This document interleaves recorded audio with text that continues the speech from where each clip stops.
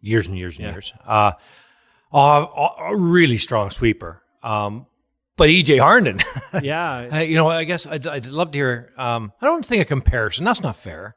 But just what EJ brings to the team with what you need for success. I don't mind comparing because they're two of the best seconds in the game. So you're not taking anything away. You just one has different skill sets than the other, or not even skill sets, but one might excel in one area more than the other. And I would say EJ's known much more for the bigger weights, those run backs and the doubles and things like that. I think Brett's kind of had developed into a softer feel, hack weight, draw weight sort of player. And then even on the sweeping side, I think EJ is just pure power. And what I've seen the first couple games that we played and first couple weekends is he can really hold a rock straight or make a curl. Whereas Brett was just a phenomenal judge. And, when that draw weight was coming down, he can place it right where you want it. So both of them have, incredible capabilities. They're just a little bit different in which skill set they excel at. Can EJ, this is going a little off topic, but can he switch from one side to the other? Like Brett used to go kind of behind the rock sort of and go to both sides. Dance around the mixed doubles move, yeah. To be honest, I'm sure he can. We haven't practiced that because, people forget about Jeff, unfortunately, and Jeff's an incredible player and a great sweeper too. So, we're trying to stay away from that and keep EJ on the side that he's on because Jeff is fully capable and able to move rocks and certainly a great judge as well. So, the tandem with Jeff and Brett was really good. It's going to take some time for EJ and Jeff to get to that level, but I'm sure over a period of time, they're going to get better and better as they communicate and trust each other more and more. Last year, I think can safely be said it was a crazy year for you and a lot of curlers, but your team especially, playing in Olympic Games and Worlds and the Briar, and everything else. And so this year, I guess I'd like to hear your schedule.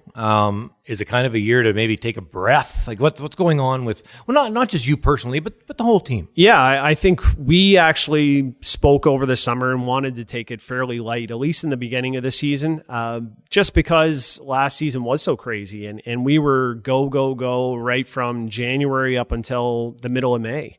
And, by the time you actually decompress and let it all settle in, you're at the end of June and then all of a sudden curling season's just around the corner.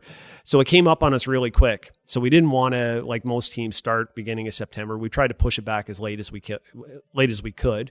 And then throughout the fall, we're not going to play that much. If it's not on TV, we're not going to play.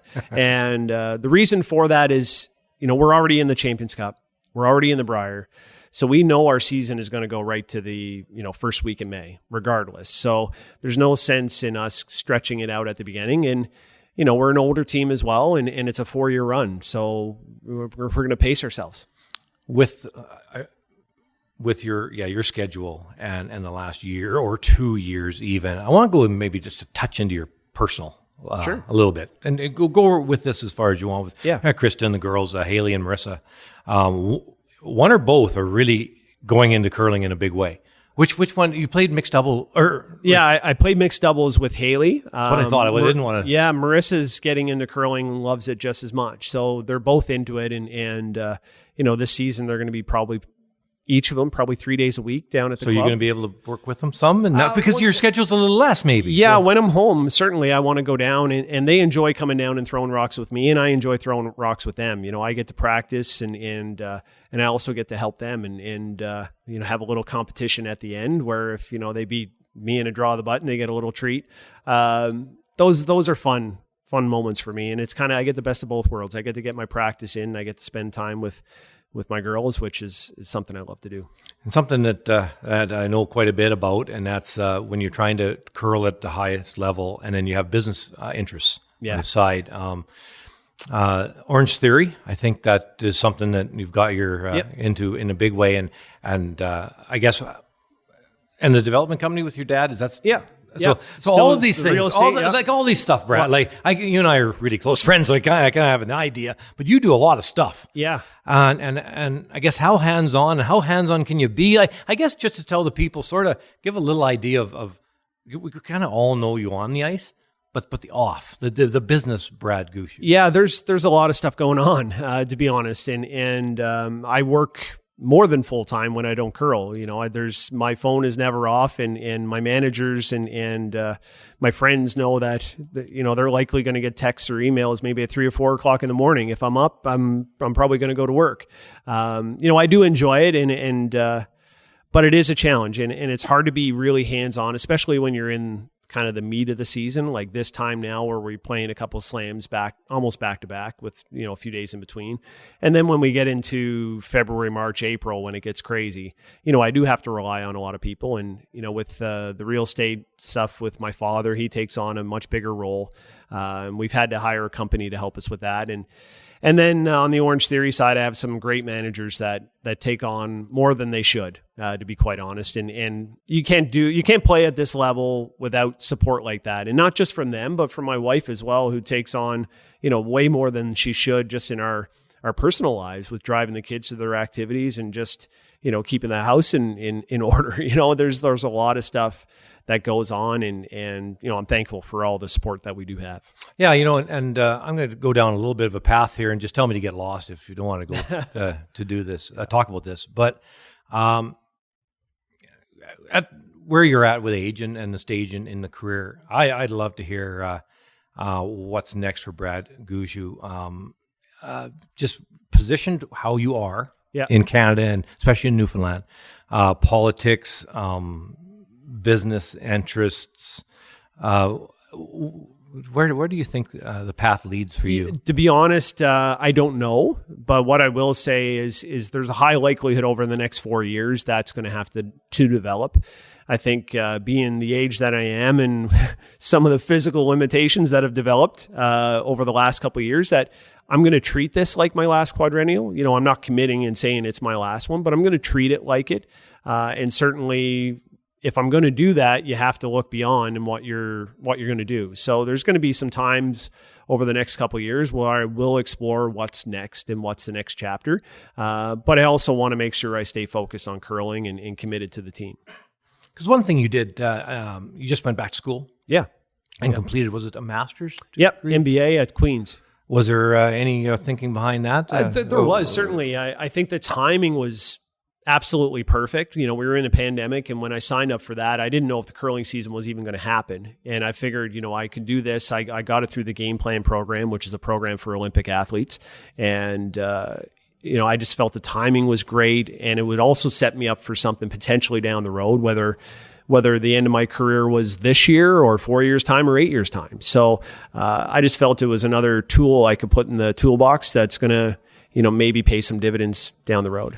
One thing you and I have talked about over the last few years, and I think your team is likely the strongest, and that's from a business sense, a business of curling, not Brad Gushue, a business of curling. I'd love to hear your recipe for the young teams. They're getting out and they're trying to make their way in the sport. They're getting good, but kind of get lost in the business side of it, in the agency stuff and the PR stuff and the social media stuff. Yeah. I guess for the people tuning in, I'd love to hear your thoughts on how you organize your business side of the curling team. Yeah, there's a ton of factors that go into it now. Like you mentioned social media, which wasn't something anybody really did 10 years ago, but you have to manage that. You have to build your brand. I think as individuals too, I think it's important to get out and meet the fans and get the support from them, because, if you go to an arena right now, we have some pretty loud cheers, but that's 20 years of making ourselves accessible to the people that come out and pay to support us. I think that's helped us a lot. And then you have to build the relationships with sponsors and your network. Because how do you do that, Brad? Well, just get out and meet people, take opportunities. If you go to a business mixer,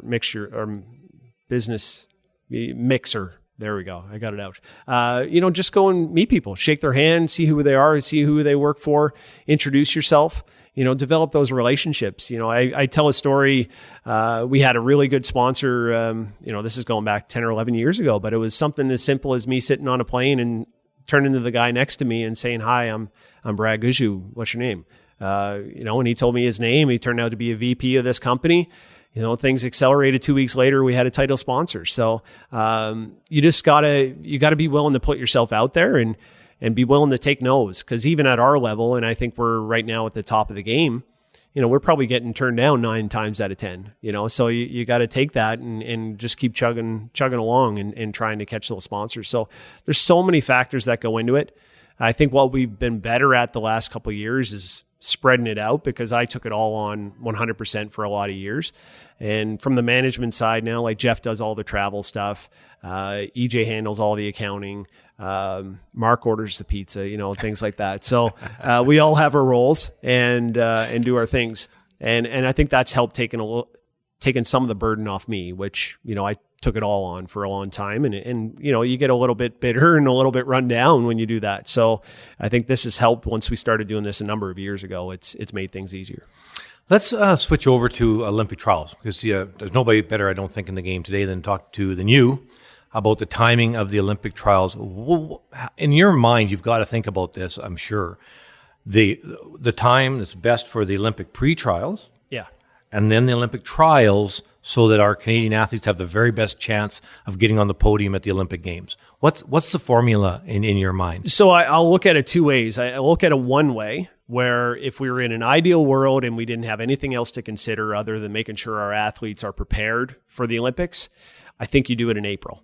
I think that gives that team then the summer to prepare. They can come into the fall. They can schedule themselves the way that they want to be ready for the Olympics.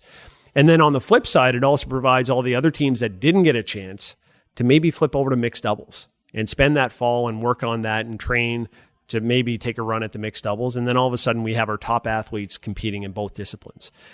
But the issue with that is we got the Brier, we got the World Championships. Getting into a venue in April is a real challenge in this country because of hockey and hockey playoffs. So, you want to get into some of these bigger rinks and maybe NHL rinks with the trials. So how do you do that in April when potentially the playoffs are around the corner in the NHL? So I would have said Maple Leafs. Well, maybe it goes to Toronto and you don't have to worry about it. Although they've been a good playoff. They've gotten to the playoffs easy in the last couple of years. It's just winning. So maybe schedule it during the second round. So those are the two sides. Like I know there's the business side to it that has to be addressed. And that's the challenge with moving in April. I think probably the most realistic solution is even just moving it up 3 weeks, 4 weeks, just to give yourself a bit more of a breather before you go. And you've experienced it. I've experienced it. It's too much. And even 3 or 4 weeks would have a big impact. I don't think it goes far enough, but I think with everything else that going on and all the other factors, that's probably the best we can expect. And in the pre-trials, because that's really important too for the up-and-coming teams. Yeah, and I think the pre-trials can look to be played at the end of the season before. Then the teams don't know that they're playing in it.